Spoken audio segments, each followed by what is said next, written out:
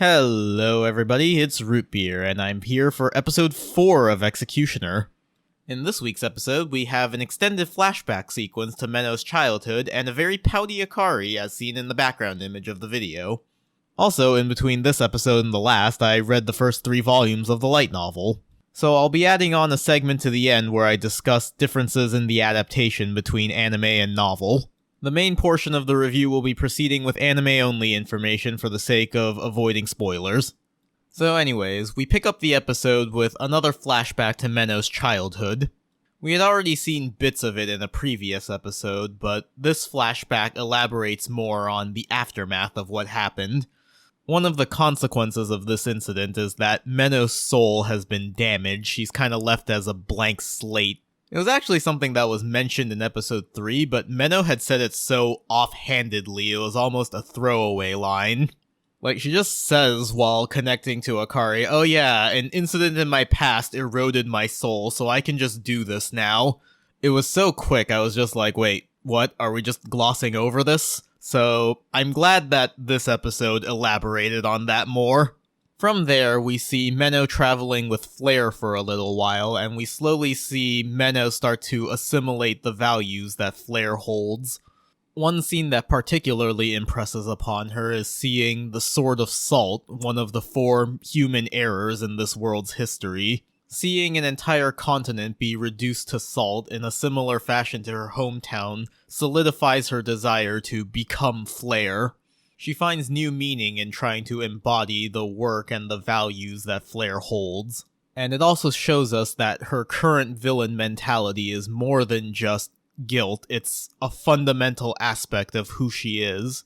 After that, we cut to her training in the Monastery.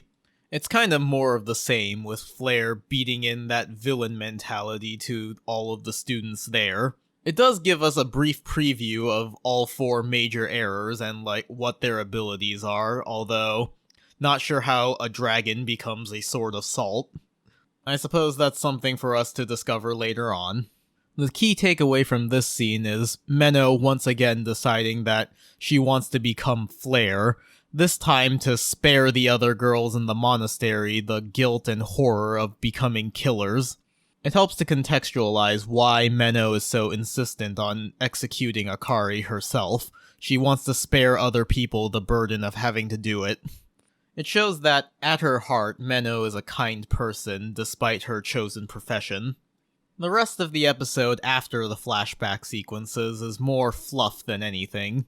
The gang arrives at the capital with no further incident. They meet with Archbishop Orwell, who tasks Menno with investigating a series of disappearances that had been mentioned in the previous episode. Akari later on throws a tantrum in their hotel because Menno had previously promised to go sightseeing with her but took on the investigation instead, and so Menno decides to pass the job off to Momo instead so that she can go out with Akari. I think this scene does help to show that, in the end, Menno is a bit of a softie.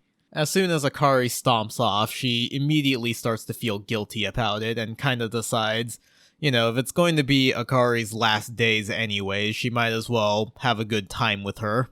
Like I said about the flashback sequences, I think, at her core, Menno does what she does out of a sense of kindness. Overall, I'd say this was a pretty strong episode. The first half of the episode really digs into who Menno is as a person and how she got to this point. And while the second half was more fluff, it does help to establish the relationship between Menno and Akari, and shows that Menno does still feel guilty about having to do what she's going to do.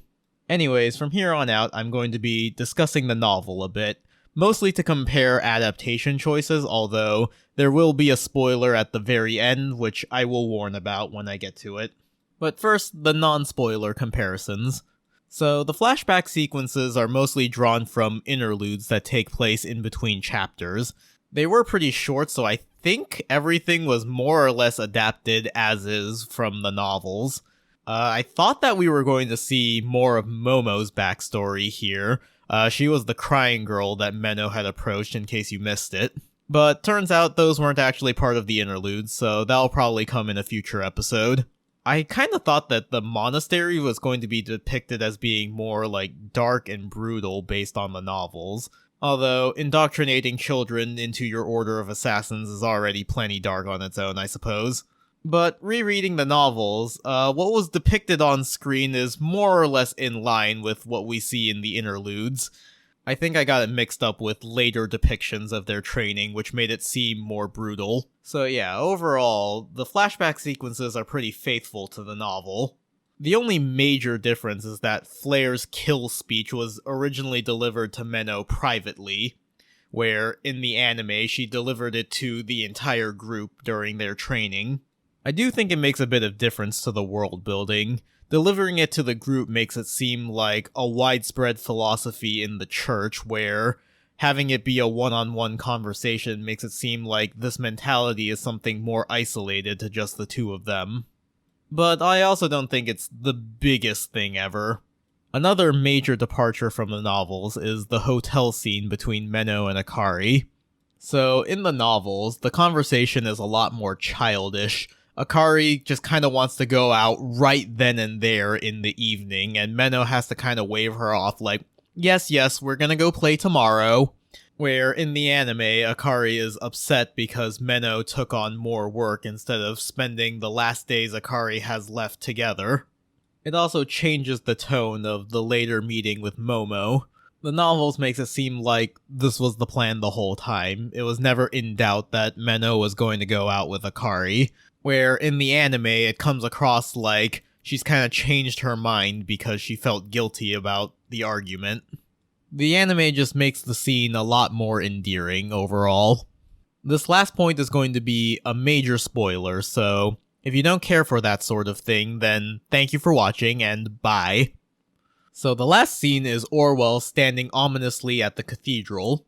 It's not the most subtle thing in the universe. They might as well put up a big sign that says, "I am evil," although it is a nice little touch that she ends off with a comment about her back, kinda hints at her motivation for being the villain of this arc. For future speculation, I do wonder how they plan on addressing the sightseeing. The novels originally kind of glossed over it, so I wonder if they're going to give it more screen time to extend the episode, so that they can end on the dramatic reveal of Orwell as the villain. But I guess we can find that out next week. For now, that will be it for this video. Thank you for watching, everybody. You can follow me on Twitter at Plasma Eclipse. I post up all of the background images that I draw for these episodes there. Don't really have any other, things to shill, really, so thanks again for watching, everyone. Bye-bye.